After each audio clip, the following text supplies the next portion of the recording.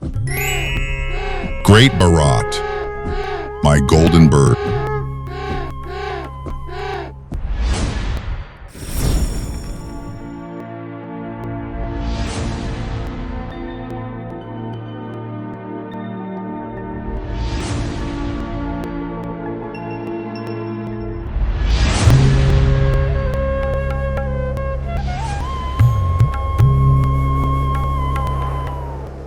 Bharat is not just a name.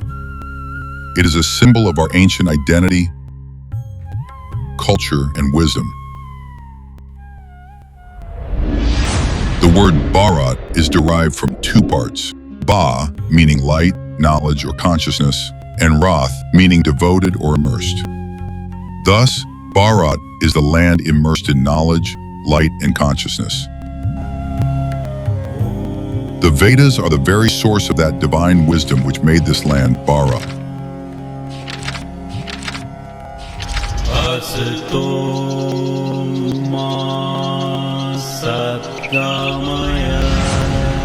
The origin of the Vedas coincides with the very beginning of creation. The concept of time given in Vedic literature remains relevant even today and aligns with modern scientific calculations. The Rig Veda, Yajurveda, Samaveda, and Atharva Veda encompass every aspect of life: religion, science, medicine, astronomy, and philosophy.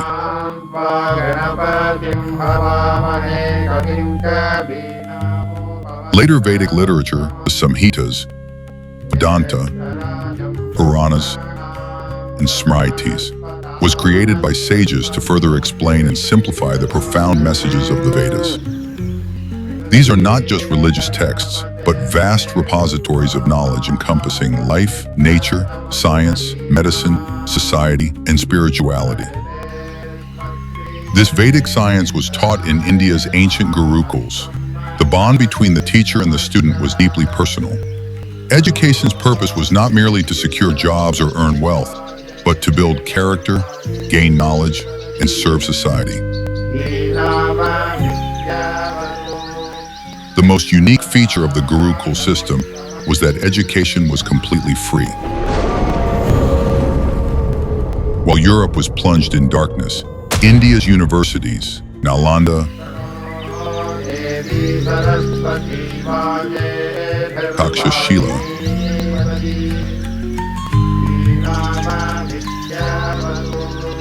Vallabhi, Ujjaini, Kanchi,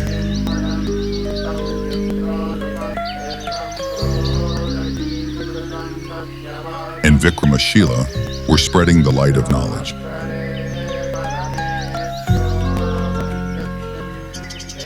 Students came from distant lands to learn on Indian soil.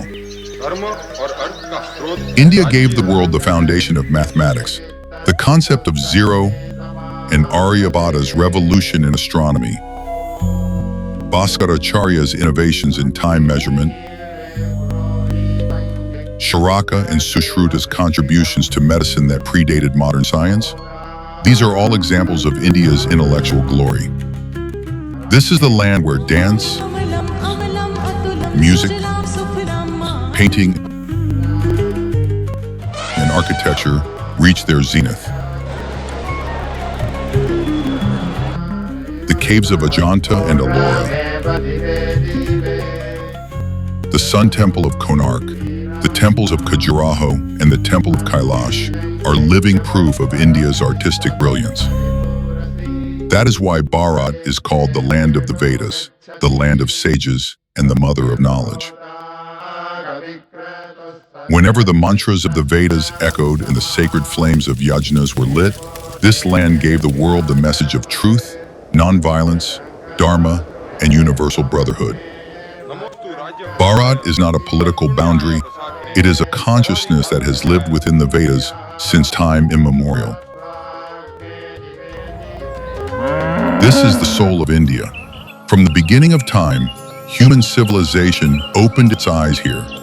While the rest of the world was in darkness, the light of civilization was burning on the banks of the Sindhu and Saraswati rivers. The Sindhu-Saraswati civilization. According to the Archaeological Survey of India and historians across the world, based on scriptures, excavations, inscriptions, and verified evidence, India's ancient civilization is at least 20,000 years old. This is not just history, it is living proof of the world's oldest cultural heritage. The scientific definitions of time found in the Rig Veda, Yajur Veda, Atharva Veda, and Brahmana texts go far beyond modern science. Days, months, years, even yugas and kalpas are calculated with astronomical precision.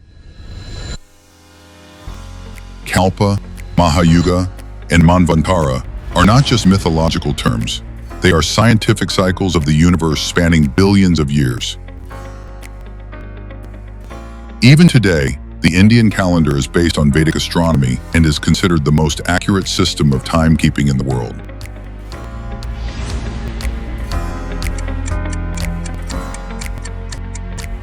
Based on these calculations, the glorious history of India is not just 5 or 10,000 years old, but it reflects a continuous cultural and scientific evolution spanning hundreds of thousands of years.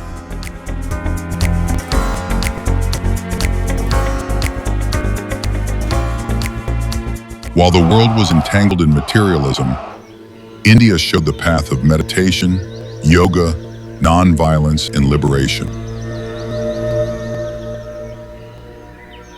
Saints like Buddha, Mahavira, and Adi Shankaracharya became not only the guiding lights of India, but of all humanity. Thousands of years ago, India was not only the center of knowledge and culture, but also the leader of global trade and economy.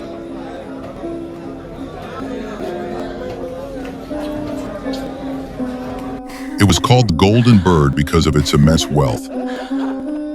Raja, Mantri Parishad, Senapati.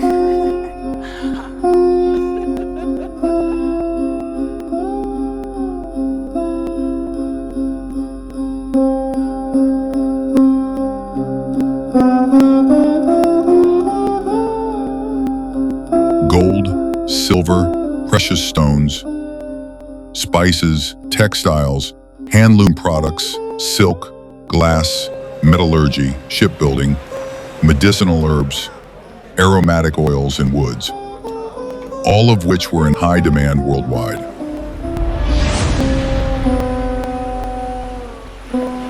India traded with Southeast Asia, China, Arabia, Egypt, Rome, Greece, and Africa.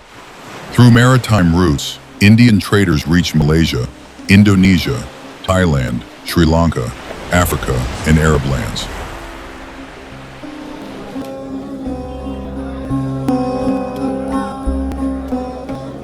By land, Indian goods were transported via the Silk Route and other trade paths to Western nations.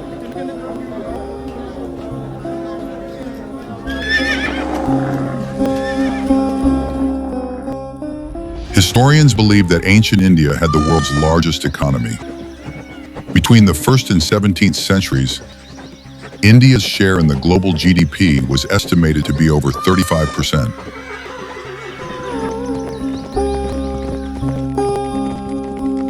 It was the world's largest manufacturing hub. Indian textiles, especially muslin and silk, spices and metal crafts, were famous across the globe.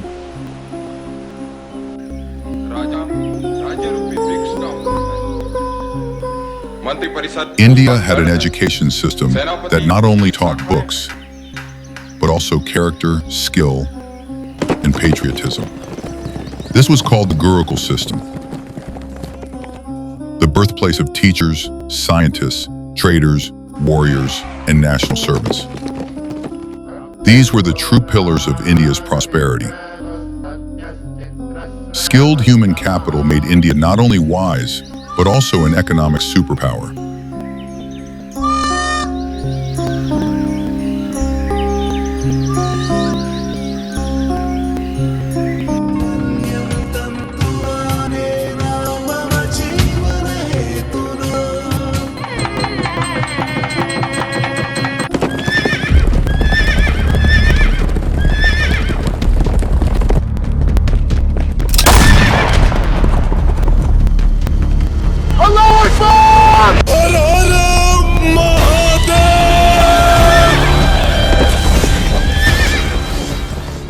The Islamic invasions had a deep and destructive impact on India's ancient culture and destiny.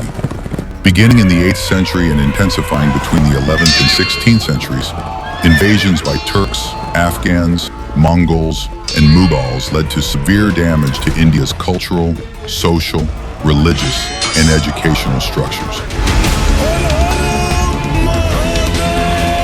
But our ancestors rose with unmatched valor. They fought with unwavering courage and laid down their lives to protect the soul of this nation, Sanatana Dharma.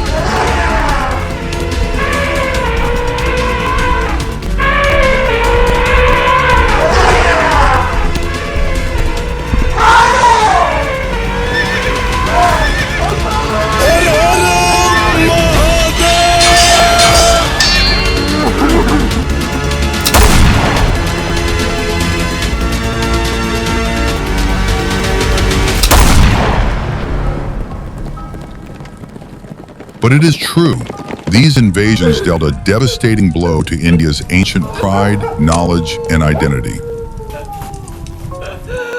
According to estimates, around 20 million Indians were massacred under Mughal rule. Additionally, crores of women, children, and youth were enslaved and sold in foreign lands.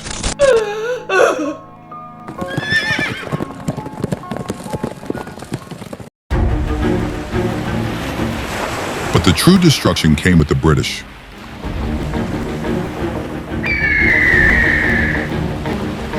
Macaulay's education policy dismantled the Gurukul system. Shut down all the Gurukuls. Local industries were destroyed.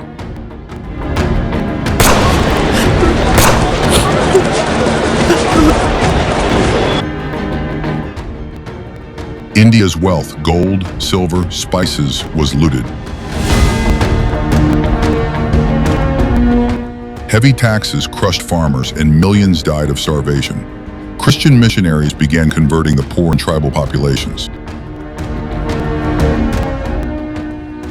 Historical records indicate that from 1770 to 1947, the British colonial regime orchestrated the systematic killing of 30 to 35 million Indians. Before British rule, India was a global economic leader.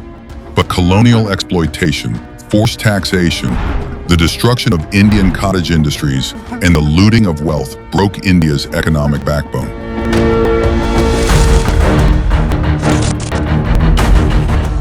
A once prosperous India was reduced to poverty.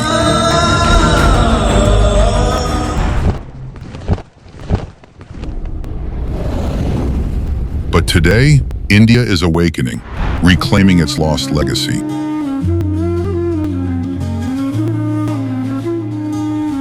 राज्य सरकारें विकास के केंद्र में आ रही है और मैं इसको अच्छी निशानी मानता हूं। भारत आगे ले जाना है तो राज्यों को आगे ले जाकर यही होने वाला है। This is a Bharat not only rooted in its past glory, but standing firm on present strength and future vision. The same India that was looted and colonized is now showing the world the path of innovation, science, and cooperation.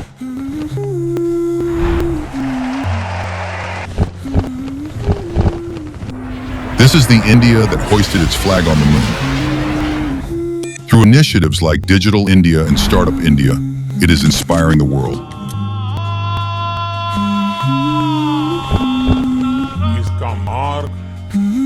The path is one. Atmanirbhar Bharat, self-reliant India.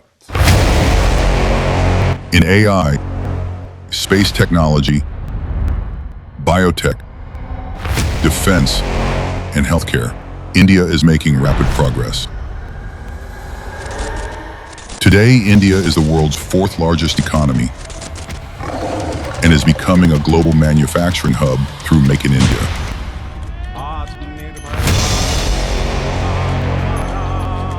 As the world's largest democracy, India sends a message of peace, cooperation, and development.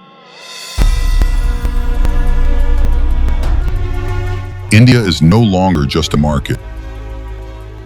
It is an idea that connects, inspires, and shapes the future. In the coming years, India will once again become the spiritual and intellectual guide of the world, a confluence of wisdom, science, and spirituality. This is the new India, self-reliant, confident, and ascending on the global stage.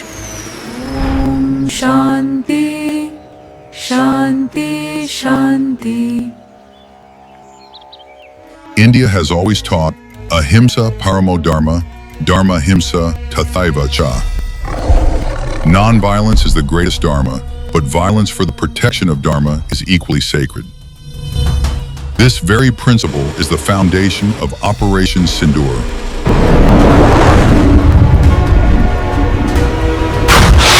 India's fierce response to every enemy conspiracy, the roar of Rafale jets, and India's warning to the world. India desires peace, but it is not weak. If needed, every border will turn red like Sindoor.